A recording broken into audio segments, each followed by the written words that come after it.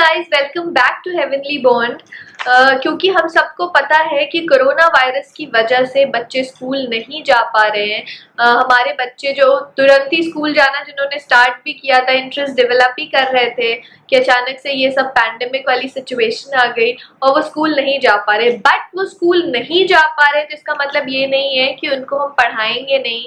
जो उनकी एज में उन्हें जान लेना ज़रूरी है वो चीज़ें हमें होम स्कूलिंग के थ्रू, पहले भी हमने अपने वीडियोस में होम स्कूलिंग की बात की है कि आप ही उनके ट्यूटर्स बन सकते हैं। बिकॉज ऑल्दो आजकल ऑनलाइन क्लासेस हो रही हैं स्कूल्स की तरफ से बच्चों के लिए, बट पर्सनली मैं इसको बिल्कुल भी प्रमोट नहीं करती हूँ। उसके लिए मैं आपको बता दूं कि मेरा बेटा आरव, जो कि अभी 12 जुलाई को रिसेंटली उसने 3 इयर्स कंप्लीट किया है, हमने फरवरी से उसको प्ले स्कूल में इसका एडमिशन करा दिया था और वो जाना उसने स्टार्ट भी किया था। बट मार्च से ही सब कुछ बंद हो गया।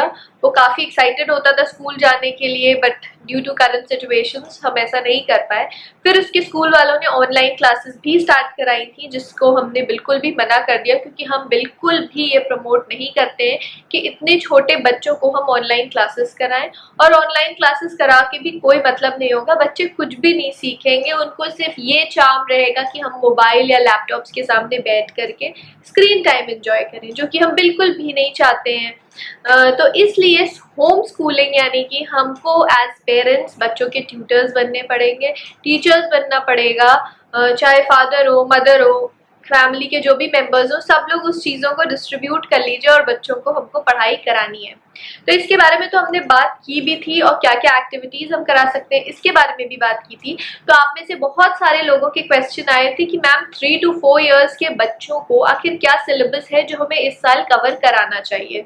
तो उसके लिए मैंने काफ़ी रिसर्च किया, स्टडी किया, और अपने एक्सपीरियंस के थ्रू मैं आपके साथ ये शेयर कर रही हूँ कि क्या क्या चीज़ें इस वीडियो में हम आपको बताएंगे कि 3 to 4 ईयर के टॉडलर को क्या क्या चीज़ें हैं जो कि आनी चाहिए। वो चीज़ें आपको इस साल कवर करनी है और बच्चों को फन एक्टिविटीज के थ्रू ये चीजें हमें लर्न करा देनी है। इसके साथ ही हम इसके पहले के बच्चे यानी कि जो 2 से 3 साल के बच्चे होते हैं, उस साल के बच्चों के लिए क्या चीजें इंपॉर्टेंट है, +4+ वालों के लिए क्या इंपॉर्टेंट है सीख लेना।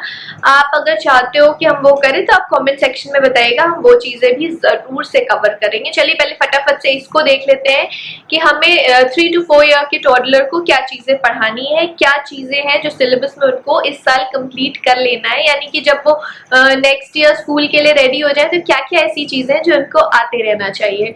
तो सबसे फर्स्ट एंड फॉरमोस्ट जो चीज आती है वो होती है अल्फाबेट्स, यानी A to Z। A to Z बच्चों को क्या क्या आना चाहिए। पहली बात तो उन्हें बोलना आना चाहिए A से Z तक पूरा थरो। बस ये है कि उनको आप मगअप मत कराइए, एक एक चीजें एक्सप्लेन करा के सिखाइए। जल्दी हम आरव को कैसे पढ़ाते हैं ये चीज भी हम आपके साथ शेयर करेंगे, पर्टिकुलरली एक एक चीजों की अलग अलग चीजें। तो A to Z उनको पूरा बोलना आना चाहिए, प्लस उसको रिकग्नाइज करने आना चाहिए। ये नहीं कि उसने सीख लिया ABCDEFGH, बट अगर आपने उनके सामने रख दिया तो वो रिकग्नाइज नहीं कर पाए। तो 2 बहुत इंपॉर्टेंट चीजें, एक कि उनको लर्न करना है, प्लस दूसरा कि उसको रिकग्नाइज भी करना। तो ये हो गई अल्फाबेट से रिलेटेड। अब इसी अल्फाबेट्स में एक और इम्पॉर्टेंट चीज है जो बच्चों को लर्निंग और रिकग्निशन के अलावा आनी चाहिए, वो होता है A stands for what। तो एटलीस्ट A से 2 चीजें होंगी जो बच्चों को आनी चाहिए, like A for apple, A for ant। तो ये 2 चीजें आनी चाहिए, सिर्फ एक नहीं, एटलीस्ट 2 चीजें तो आनी चाहिए, यानी कि substitute. B for bell, B for ball। इस तरह से हर चीज का एटलीस्ट 2 चीज तो बच्चों को आनी चाहिए।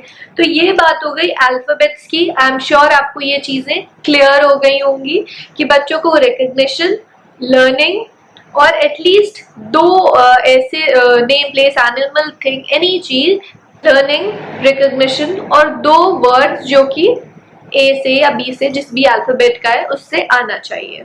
तो ये हो गई अल्फाबेट। अब बारी आती है काउंटिंग्स की। तो काउंटिंग्स में बच्चों को 1 to 50 तक काउंटिंग इस एज में आनी चाहिए। तो इसमें भी सेम चीज है कि बच्चों को लर्निंग होनी चाहिए पहली चीज, और दूसरी चीज है कि उनको रिकग्निशंस भी होने चाहिए। तो लर्निंग का मतलब ये नहीं है कि फर्राटे की तरह शुरू कर दिया 1 2 3 4 5 6 7 8 9 10 इस तरह से नहीं, ऐसे भी आना चाहिए कि वो पूरा बोल लें। प्लस अगर आपने कहा कि 4 के बाद क्या आता है, what comes after 4, what comes after 12, तो दे शुड नो कि what comes after 4 and what comes after 12। तो इस तरह से धीरे धीरे एक्सप्लेन कर करके एक एक चीजें सिखाइए, जिससे कि वो चीजें उनके हैबिट में आ जाए। अब ये हो गया। इसके साथ ही आप उनको काउंटिंग्स सिखा कैसे सकते हैं, उसका एक इम्पॉर्टेंट तरीका ये है कि आप कई सारी पेन्स ले लीजिए, कई सारे बीन्स ले लीजिए, या कोई भी चीजें जो बड़ी होती हैं, जो बच्चों को बहुत ही अट्रैक्ट करती हैं, चॉकलेट्स ले लीजिए, टॉफीज ले लीजिए। तो उससे आप काउंटिंग बहुत ही इजीली बच्चों को सिखा सकते हैं और वो इंटरेस्ट लेकर सीखेंगे भी उसको। अब हमने अल्फाबेट सीख लिए, नंबर सीख लिए, अब आती है बारी हिंदी वर्णमाला की। हिंदी वर्णमाला बहुत इंपॉर्टेंट होती है। हमें लगता है बच्चों को इंग्लिश सिखा दिया, that is more than enough. ऐसा बिल्कुल भी नहीं होता है।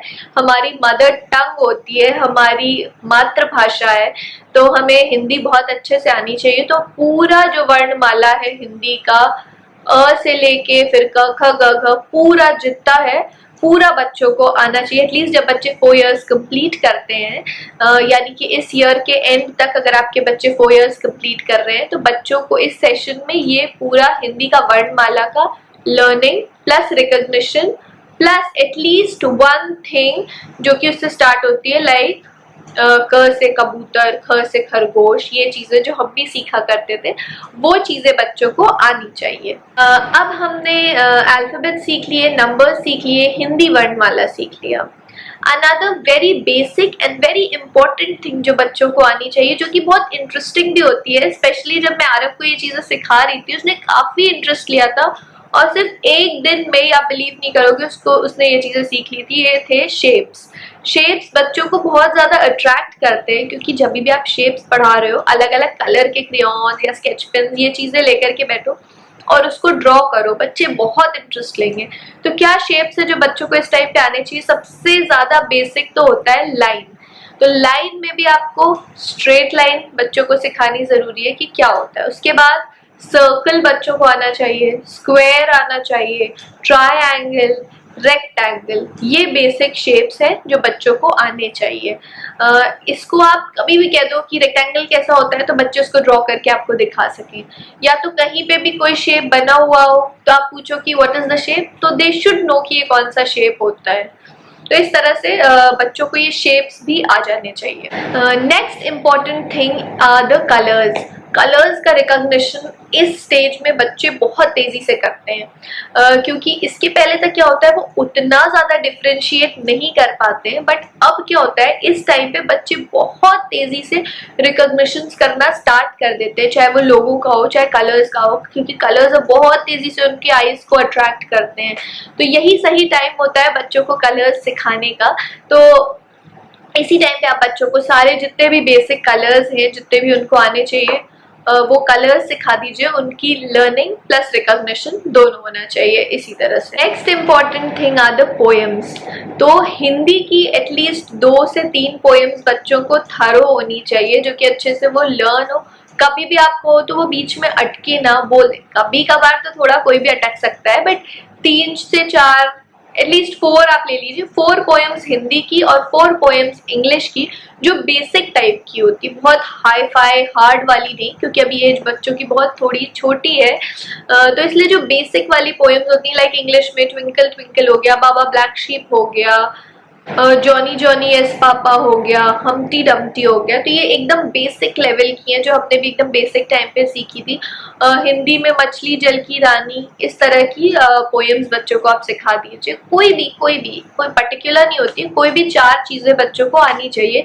इन सब चीजों से क्या होता है ना, कि बच्चों के अंदर एक लर्निंग कैपेबिलिटी आ जाती है, और जब वो लर्न करते हैं उसके बाद आपके सामने वो चीजें रिसाइट करते हैं और आप कहते हैं वेरी गुड, तो उनको बड़ी खुशी होती है कि हाँ मैंने बड़ा अच्छा काम किया, चलो और सीखते हैं। तो इसी तरह से और सीखने का जो चार्म होता है, ये सबसे ज्यादा इम्पोर्टेंट होता है। इस टाइम पे ये लर्निंग स्टेज बहुत इंपॉर्टेंट होती है बच्चों के लिए, क्योंकि ब्रेन बहुत तेजी से डेवलप कर रहा होता है। एंड लास्टली, बच्चों को एटलीस्ट 10 एनिमल्स के नेम्स आने चाहिए और उनको वो रिकॉग्नाइज कर सके, प्लस उनका जो साउंड होता है वो बच्चों को आना चाहिए।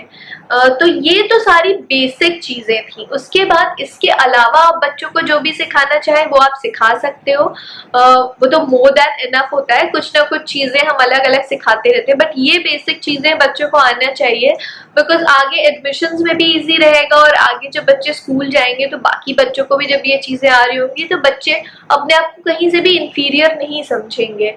और साथ में क्योंकि यही टाइम होता है बहुत तेजी से बच्चों को ग्रास्प करना आता है, लर्निंग कैपेबिलिटीज डेवलप हो रही है, तो ये जब टाइम है जब बच्चों की लर्निंग कैपेबिलिटीज डेवलप हो रही है, अगर उस टाइम पे हम बच्चों को कोई चीजें नहीं लर्न कराएंगे तो वो वेस्ट हो जाएगी और आगे वो उतनी कन्वीनियंटली और उतने अच्छे से काम नहीं करेगी।